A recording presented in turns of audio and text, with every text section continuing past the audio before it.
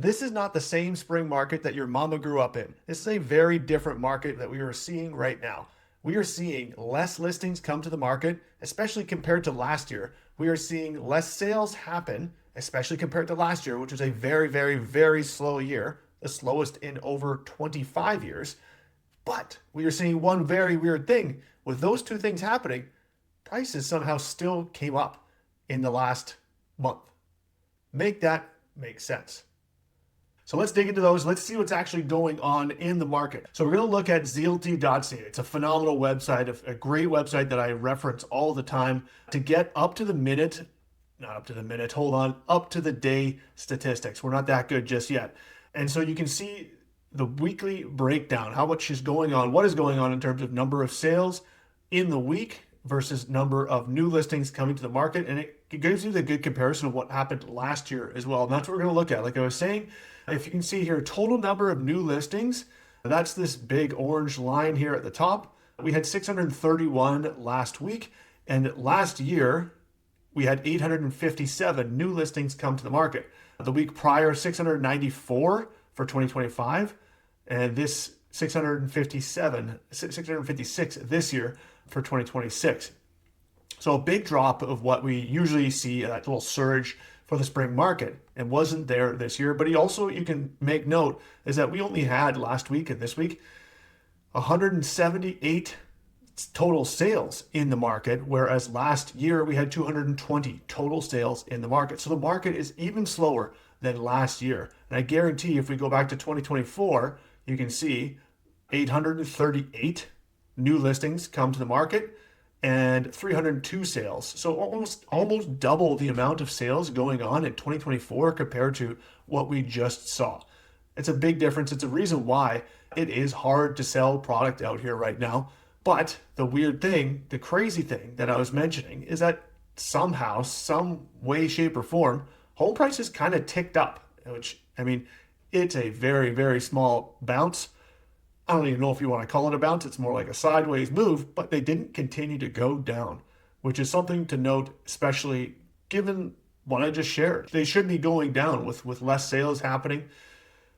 They did go down. And if you look at specific communities that I have listings in right now, you can see that, I mean, even Cloverdale specifically went up pretty decently here. If we reduce this all the way down there, Cloverdale went from all property types, went from 943 to 965. That's a decent little jump here for a month.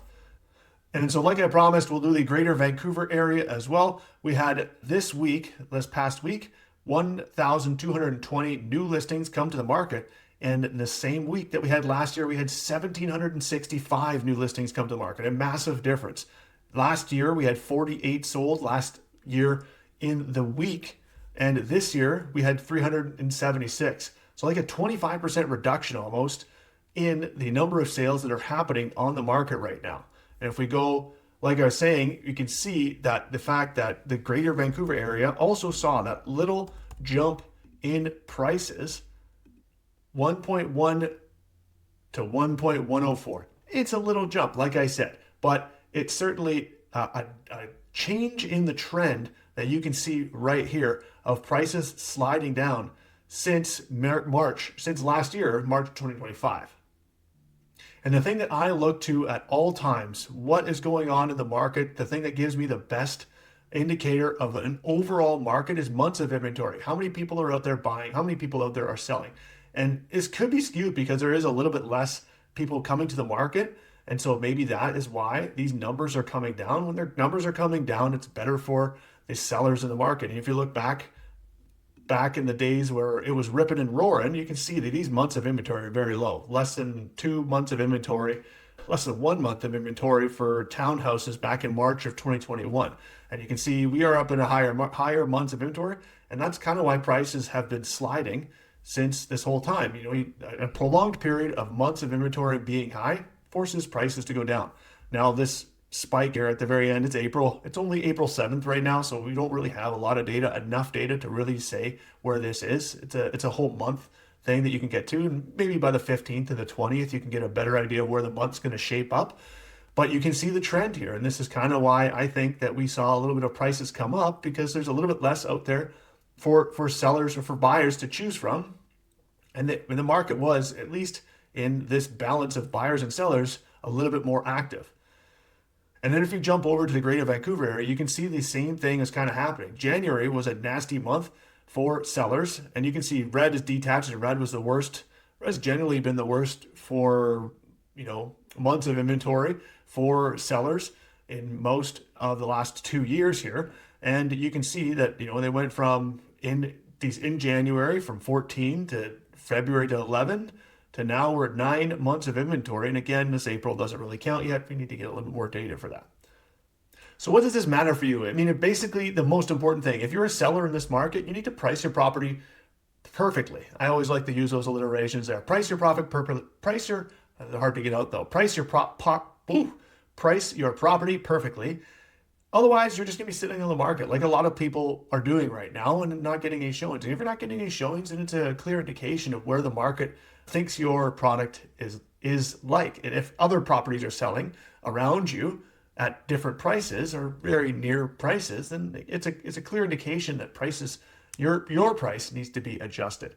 But for buyers in this market, it's a great opportunity to go out there and look at these products to see where they're at. And my opinion is, I don't think we're at the bottom here. I don't think we're going to see prices start to come back up here in both the Fraser Valley or the Greater Vancouver area. It's certainly, nothing is giving me any indication that we are at the bottom by any means here, because I think we have a lot of issues going on with our economy, local. There's just so many things that are layered on top that are keeping these people on the sidelines, and for good reason. And so is it a bottom? I definitely do not think it's a bottom. I think we definitely have more signs pointing towards prices to continue to slide down. This is just a little bit, I wouldn't even call it dead cat bounce, as some people call it. It's just a little blip. My guess is we're going to see prices come back down here for the April numbers and going forward until we have some more certainty in our market.